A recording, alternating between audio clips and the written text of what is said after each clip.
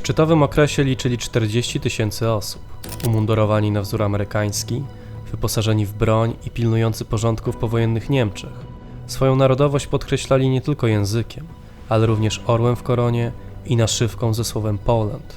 W dzisiejszym odcinku opowiemy Państwu o polskich oddziałach wartowniczych, przez wielu uważanych za namiastkę niepodległej polskiej armii.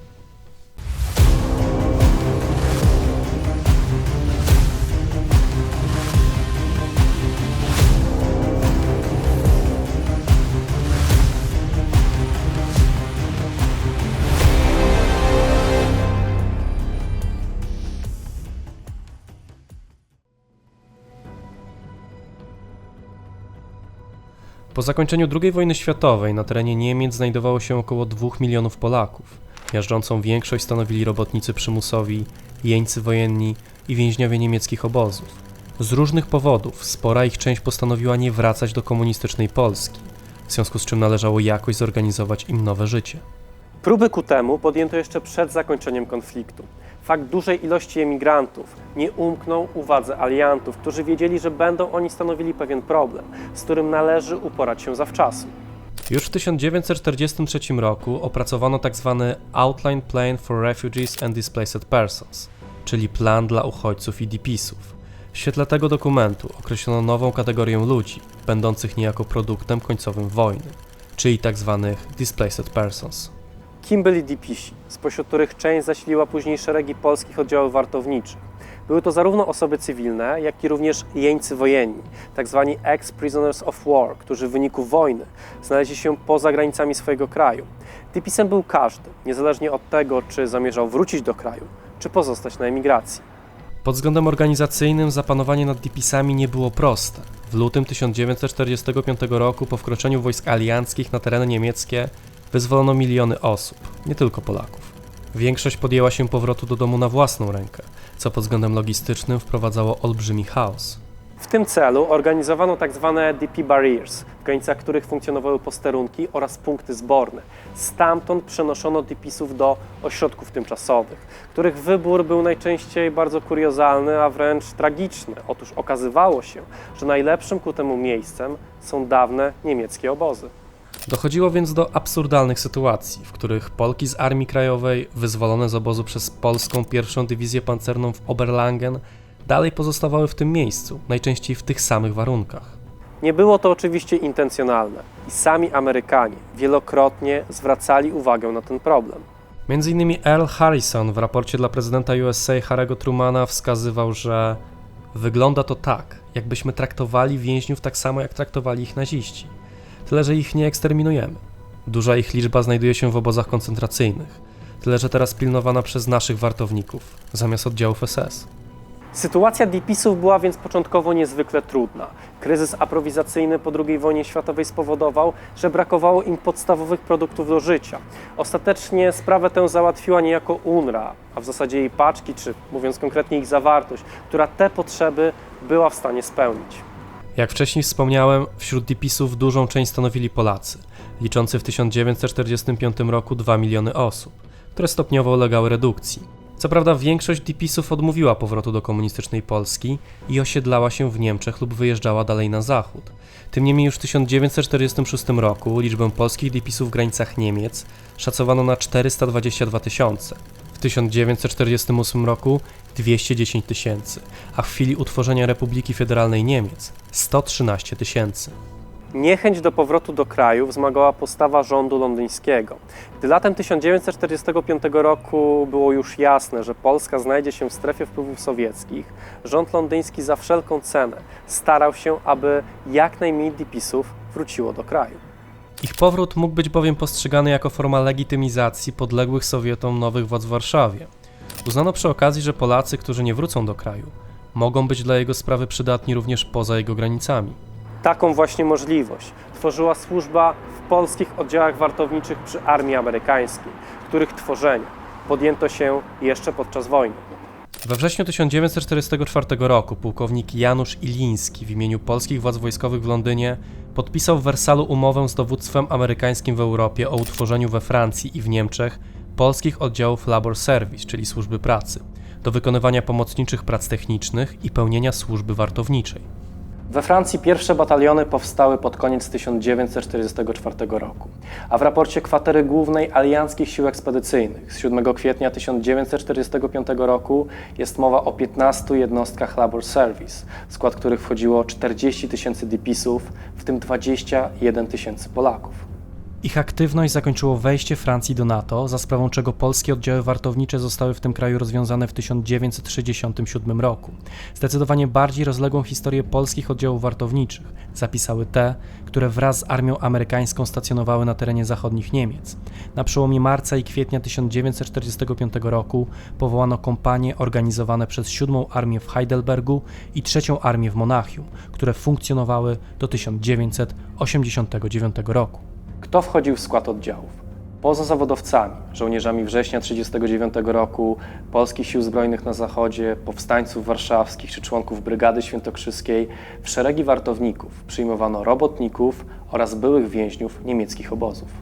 Ich stan liczebny zwiększał się, osiągając w styczniu 1946 roku około 40 000 żołnierzy. W dalszych miesiącach następowała ich stopniowa demobilizacja, w konsekwencji której w grudniu 1947 roku polskie oddziały liczyły około 11–12 tysięcy ludzi. Oddziały wartownicze były zmilitaryzowane, a ich dobra organizacja powodowała, że upatrywano w nich namiastki polskiego wojska, co było szczególnie ważne po zlikwidowaniu Polskich Sił Zbrojnych na Zachodzie w 1946 roku oraz rozwiązaniu rok wcześniej Armii Krajowej. Były to myśli niepozbawione zaplecza ideologicznego. Musimy bowiem pamiętać, że spora część środowisk emigracyjnych uważała, jakkolwiek naiwnie, że w bliskiej przyszłości świat ogarnie kolejna wojna, tym razem między Zachodem a komunistyczną Rosją. W tym celu szkolenie oddziałów prowadzono w taki sposób, aby zawierało nie tylko podstawy z zakresu działalności porządkowej, ale również elementy niezbędne na polu walki.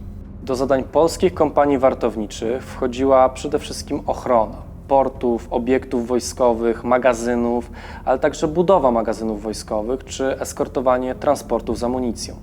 Żołnierze polskich kompanii wartowniczych uzbrojeni byli w lekką broń, a umundurowani w ufarbowane na czarno lub granatowo amerykańskie mundury wojskowe z polskimi orzełkami i naszywkami Poland. Działalność oddziałów nie umknęła uwadze Związku Sowieckiego oraz komunistycznych władz w Polsce, które z nieukrywaną wrogością podchodziły do ich funkcjonowania. Nie było to zresztą wygodne dla Amerykanów, którzy organizując oddziały nieustannie podkreślali cywilny charakter tych formacji, zarówno światu, jak i samym wartownikom. Przedstawiali je ponadto jako jednostki pozarządowe i zaledwie pomocnicze względem wojsk amerykańskich.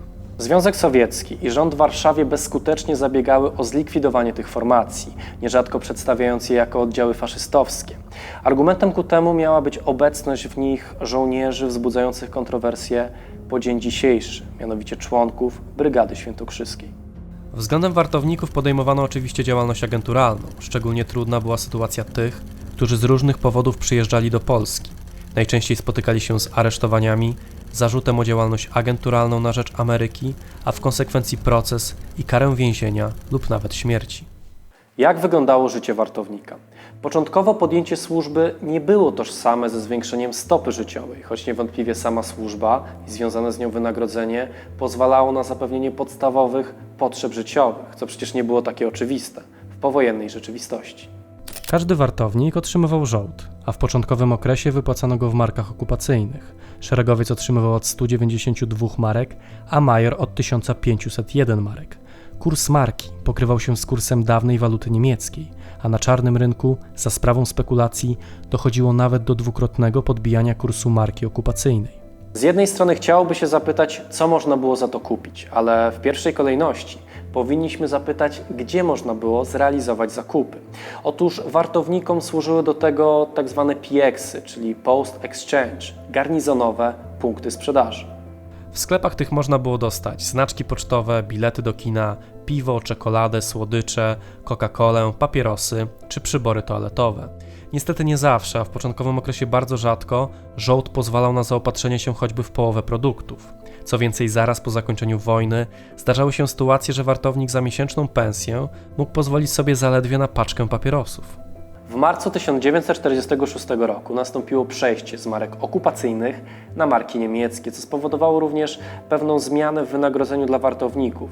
O ile szeregowiec otrzymywał w dalszym ciągu tę samą kwotę, o tyle już major zarabiał o połowę mniej. Warto jednak zauważyć, że wartownicy zaczęli obok żołdu otrzymywać bezpłatne przydziały pochodzące z magazynów kwatermistrzowskich. Niestety często brakowało w nich produktów lub były złej jakości. Jedynym ratunkiem były więc pieksy, w których niestety nie można było robić zakupów za niemieckie marki. Z tego też powodu Polacy wynegocjowali otrzymywanie specjalnych wojskowych certyfikatów płatniczych, tzw. scripsów, za które mogli uzupełniać brakujące produkty. Niestety udogodnienie to zostało zniesione w 1950 roku.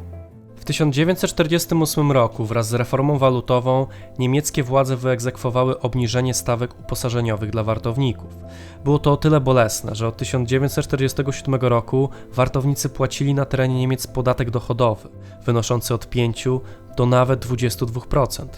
Co istotne, dochód z tego podatku służył władzom niemieckim do pokrywania wydatków, jakie zostały nałożone na Niemców w wyniku obciążeń okupacyjnych. Doszło więc do absurdu, w którym wartownicy, nierzadko więźniowie niemieckich obozów, finansowali swoją służbą spłatę zobowiązań finansowych Niemiec. Warto jednak zauważyć, że od czerwca 1946 roku wartownicy byli ubezpieczeni na wypadek choroby, bezrobocia, wypadku lub inwalidztwa. Czas pracy wartownika wynosił zasadniczo 48 godzin tygodniowo, od których oczywiście odnotowywano pewne odstępstwa wynikające czy to z braków kadrowych, czy ze zwolnień chorobowych. Warto przy okazji zauważyć, że do czasu pracy nie włączano czasu dojazdu na posterunek. 48-godzinny czas służby powodował, że wartownik pełnił ją przez okres 3 dób, po których następował odpoczynek. Niekiedy zdarzało się jednak, że wartownik otrzymywał wolną dobę dopiero po 4, a nawet po 6 dobach służby. Przekraczanie 48-godzinnego trybu pracy w tygodniu nie generowało dodatkowych przychodów. 48-godzinny tryb pracy nie oznaczał jedynie służby wartowniczej. Bardzo dużą uwagę przykładano również do rozwoju intelektualnego wartownika, jak i również utrzymania jego sprawności fizycznej. Tym samym prowadzono szkolenia z języka angielskiego czy wykształcenia ogólnego, ponieważ wielu wartowników było analfabetami, co związane było z tym, że na roboty przymusowe do Rzeszy trafiali często jako kilkunastoletni chłopcy. Edukację na szeroką skalę podejmowano m.in. w ośrodku szkoleniowym w Kiefertal. Wraz z podstawową edukacją starano się również wychowywać wartowników w duchu patriotycznym i obywatelskim, czemu miało służyć celebrowanie świąt religijnych oraz państwowych. Kompanie organizowały własne biblioteki oraz świetlice, w których dostępne były wydawane specjalnie dla wartowników czasopisma, jak na przykład gazeta pod tytułem Ostatnie Wiadomości, która przekazywała m.in. informacje z kraju. Ponadto organizowano grupy teatralne, chóry oraz oczywiście orkiestry. Warto również wspomnieć o sporcie, który przede wszystkim dla najmłodszych wartowników był podstawową formą rekreacji i spędzania wolnego czasu. We wspomnianym wcześniej Kiefertal doszło nawet do powołania klubu sportowego WKS Kościuszko, a wartownicy organizowali się w drużyny piłkarskie oraz siatkarskie. Nie zaniedbywano oczywiście podstawowych obowiązków żołnierza, tak też organizowano zajęcia z wykształcenia strzeleckiego, wartowniczego, szkolenia z pierwszej pomocy, obrony przeciwchemicznej, bakteriologicznej czy radioaktywnej. Raz na pół roku organizowano biwak połączony z ćwiczeniami transportu samochodowego.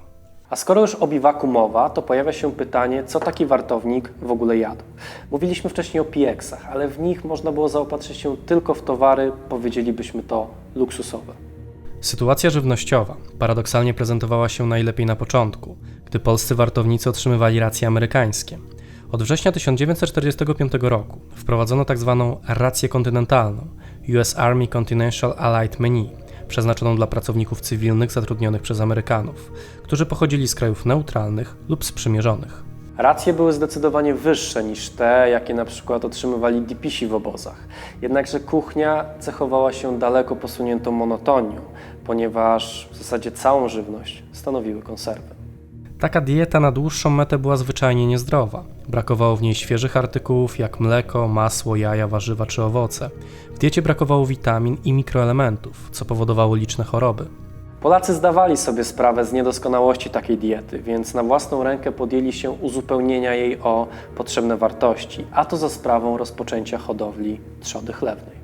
Trzeba też zauważyć, że pomocą służyli sami Amerykanie, którzy drogą nieoficjalną organizowali potrzebne produkty. Dopiero od listopada 1950 roku do jadłospisu wartowników dołączono świeże produkty wytworzone w Niemczech. W przeciwieństwie do dypisów, wartowników nie zakwaterowano w barakach, lecz w wojskowych namiotach.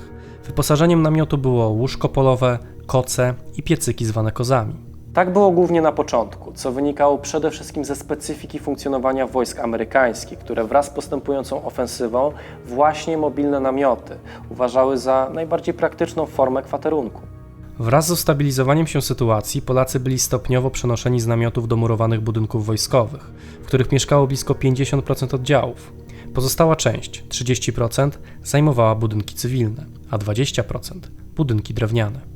Stan wspomnianych budynków najczęściej odbiegał od idealnego. Brakowało stolarki, można było odnotować potłuczone okna, czasami nawet powyrywane panele, w związku z czym sami wartownicy podejmowali się prac naprawczych, a środki na nie uzyskiwali z dobrowolnych składek samych wartowników. Nierzadko okazywało się, że w wyniku relokacji musieli opuszczać wyremontowane budynki i wprowadzać się do kolejnych ruder, które znowu trzeba było doprowadzić do porządku. Dopiero od 1948 roku władze amerykańskie wzięły na siebie obowiązek przygotowania pomieszczeń dla wartowników. Polskie oddziały wartownicze przy armii amerykańskiej funkcjonowały przez cały okres zimnej wojny, stopniowo zmniejszając swoją liczebność, a nawet charakter. Ostatecznie przemiany polityczne z 1989 roku spowodowały daleko posuniętą redukcję liczby wojsk Stanów Zjednoczonych w Europie, a przy tym likwidację ich oddziałów pomocniczych. Nieznane są szczegółowe rozkazy regulujące to zagadnienie. Są one aktualnie utajnione. Jak wygląda bilans polskich oddziałów wartowniczych i czy w ogóle możemy o czymś takim mówić? Na pewno nie spełniły one swojego bezpośredniego zastosowania marzącego się kręgom londyńskim, czyli ewentualnego uczestnictwa w konfrontacji bloku zachodniego ze Związkiem Sowieckim. Tym niemniej odniosły trochę inny sukces, taki bardziej propagandowy, mianowicie Amerykanie, żołnierze amerykańscy współpracujący z polskimi oddziałami wartowniczymi zaczęli interesować się kwestią polską, co było poszerzane m.in. poprzez wymianę doświadczeń, słuchanie historii weteranów, np. spod Monte Cassino, czy też otrzymywanie książek podarowanych im przez Polaków. Słowem zakończenia pragniemy wszystkich Państwa serdecznie zaprosić na wystawę pod tytułem Stój, bo strzelam, która jest poświęcona historii polskich oddziałów wartowniczych. Zobaczyć można ją w Muzeum Armii Krajowej w Krakowie. Do zobaczenia. Dziękujemy wszystkim naszym patronom za wsparcie. W dzisiejszym odcinku pragniemy serdecznie pozdrowić panią Justynę Stopińską oraz panów Marcina Smajka, Piotra Luberę, Piotra Bulicę, Huberta Kędziorka, Adriana Flora, Rudolfa Miczkę, Damiana Dziedzica, Pawła Łabno, Marka Pyszorę, Adriana Martynowicza oraz Michała Sapkę.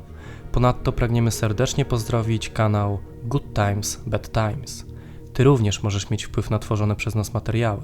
Dołącz do nas już dziś na platformie Patronite. Zachęcamy do obserwowania naszych pozostałych mediów społecznościowych, na których znajdziecie wiele dodatkowych treści, ciekawostek, zapowiedzi odcinków i materiałów zza kulis.